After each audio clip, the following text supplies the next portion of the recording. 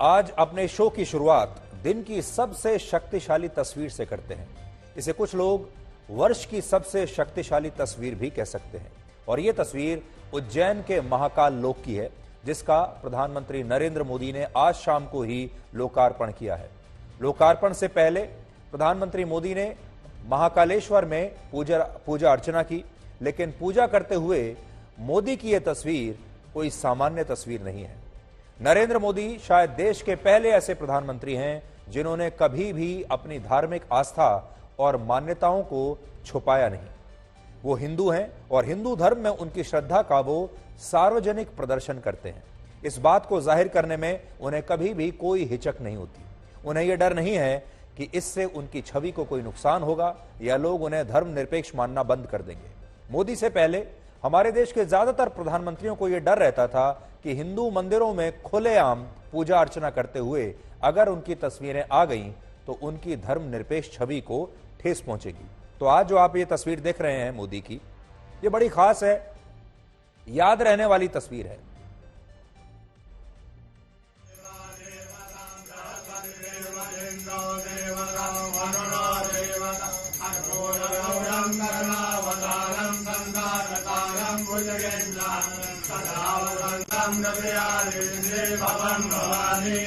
नमस्काराणि समर्पयामि। ओम स्वस्ति वाचनम ओम त्र्यंबकं यजामहे सुगंधिं पुष्टिवर्धनम् देवेशं नकाराय नमो नमः। वर्ष 1951 में जब सोमनाथ मंदिर के पुनर्निर्माण के बाद उसका उद्घाटन हुआ था, तब तत्कालीन प्रधानमंत्री जवाहरलाल नेहरू ने उस वक्त के राष्ट्रपति राजेंद्र प्रसाद के कार्यक्रम में शामिल होने पर अपनी नाराजगी जताई थी और उन्होंने खुद को भी इससे पूरी तरह अलग ही रखा था। लेकिन प्रधानमंत्री मोदी ने आज उज्जैन के महाकाल लोक में बाकायदा पूजा अर्चना की और शिवलिंग के सामने ध्यान की मुद्रा में बैठकर माला का जप किया। रुद्राक्ष की माला उनके हाथ में थी, उनके गले में थी। बाद में उन्होंने आरती की, मंत्रोच्चारण किया और मोदी ने इस धार्मिक तस्वीर के जरिए देश को एक बहुत बड़ा पॉलिटिकल मैसेज भी दिया है। उन्होंने देश के 97 करोड़ हिंदुओं को यह संदेश दिया है कि उनकी धार्मिक आस्थाओं का ध्यान रखा जाएगा और धार्मिक मान्यताओं के केंद्रों को नए तरीके से, शानदार तरीके से विकसित किया जाएगा। इस तस्वीर के जरिए उन्होंने उन विरोधियों पर भी अप्रत्यक्ष रूप से अपना निशाना साधा जो सॉफ्ट हिंदुत्व की राजनीति करते हैं।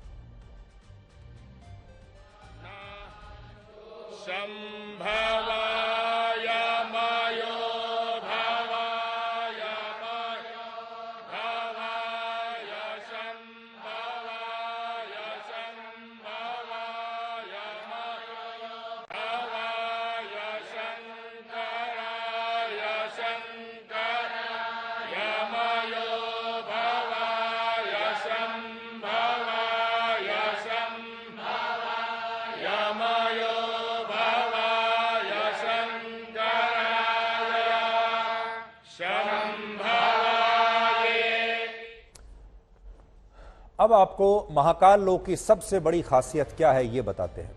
महाकाल मंदिर देश के सबसे प्राचीन मंदिरों में से एक है। वर्ष 1235 में इल्तुतमिश ने इस मंदिर को पूरी तरह से नष्ट कर दिया था, ध्वस्त कर दिया था।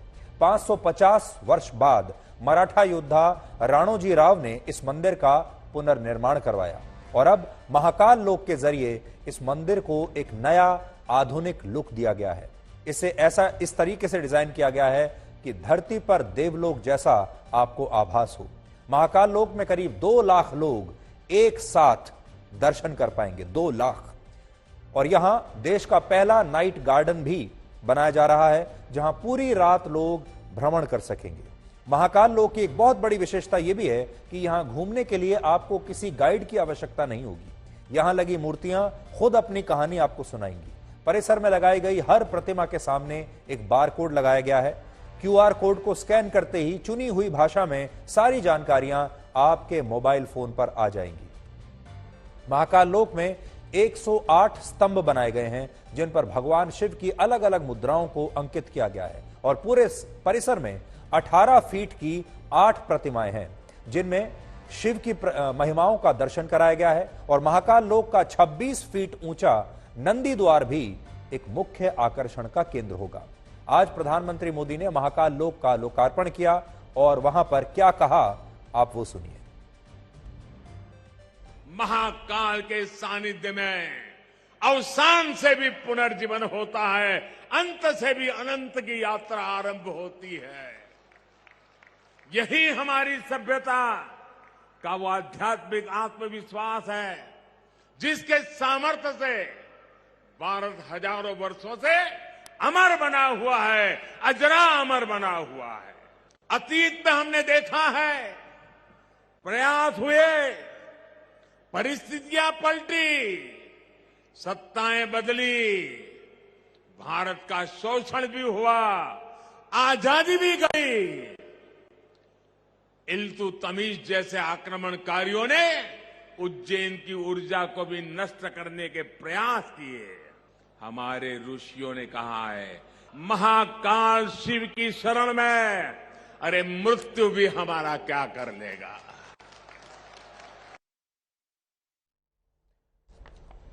अभी इस मंदिर का पहले चरण का काम पूरा हुआ है और दूसरे चरण का काम वर्ष 2023-24 तक पूरा होने की उम्मीद है। इस प्रोजेक्ट पर कुल मिलाकर 856 करोड़ की लागत आएगी और इससे उज्जैन को एक नई पहचान मिलेगी। अब हम आपको इस महाकाल कॉरिडोर का 4 मिनट का एक दिव्य दर्शन कराएंगे। इस दर्शन से आप बिना कॉरिडोर जाए, बिना वहां पर उपस्थित हुए इस परिसर के चप्पे चप्पे से परिचित हो जाएंगे। इसलिए घर बैठे आज महाकाल के दर्शन कीजिए।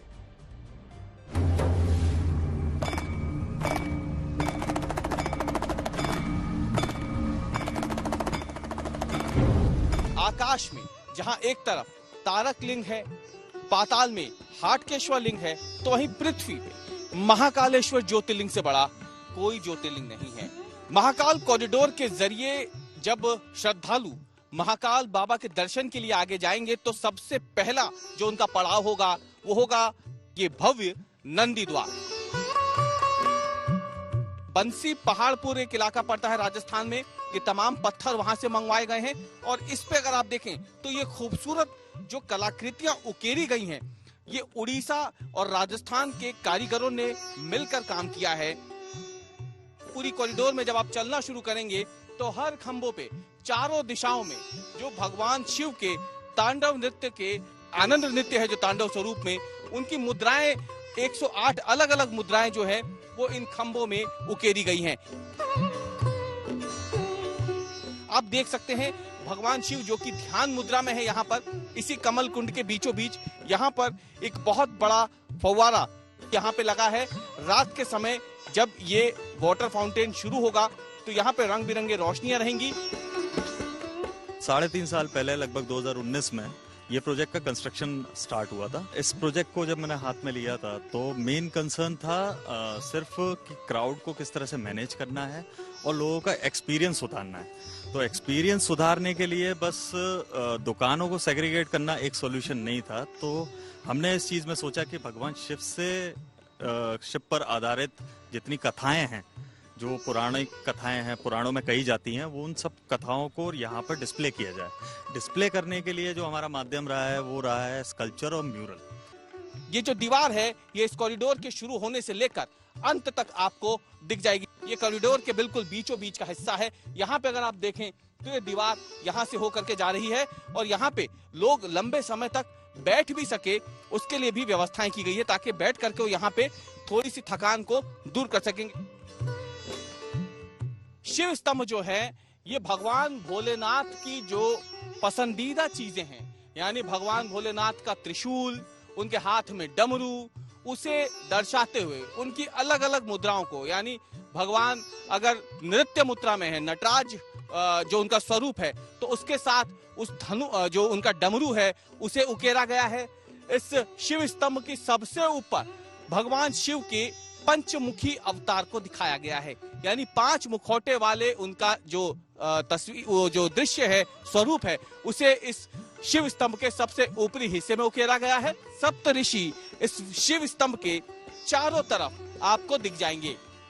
हर सप्तऋषि की जो प्रतिमा है, उस प्रतिमा के नीचे 4 म्यूरल्स हैं, यानी उनसे जुड़ी हुई कहानियों को म्यूरल्स के जरिए, भित्ति चित्रों के जरिए इन पत्थरों पर उकेरा गया है। तो हर प्रतिमा के नीचे, हर मूर्ति के नीचे एक बारकोड लगाया जाएगा और उस बारकोड को स्कैन करने के बाद जो श्रद्धालु हैं वो भगवान शिव से जुड़ी हुई कहानियां, यानी उस जो संबंधित मूर्ति है उससे जुड़ी हुई कहानियों को वो पढ़ सकेंगे, देख सकेंगे। ये महाकाल मंदिर के ठीक पीछे स्थित रुद्र सागर है। रुद्र सागर को अगर आप देखें तो पुनर्जीवित किया गया है। पुनर्जीवित करते हुए अब इसे एक बेहद साफ सुथरी झील का रूप दे दिया गया है, जो कि इस महाकाल कॉरिडोर का एक बेहद अहम हिस्सा होने जा रहा है। 45 हेक्टेयर का ये पूरा इलाका होगा। इस पूरे कॉरिडोर का 600 सीसीटीवी कैमरे इस पूरी कॉरिडोर में लगाए जाएंगे ताकि सुरक्षा की चाक चौबंद व्यवस्था यहाँ पे रहे।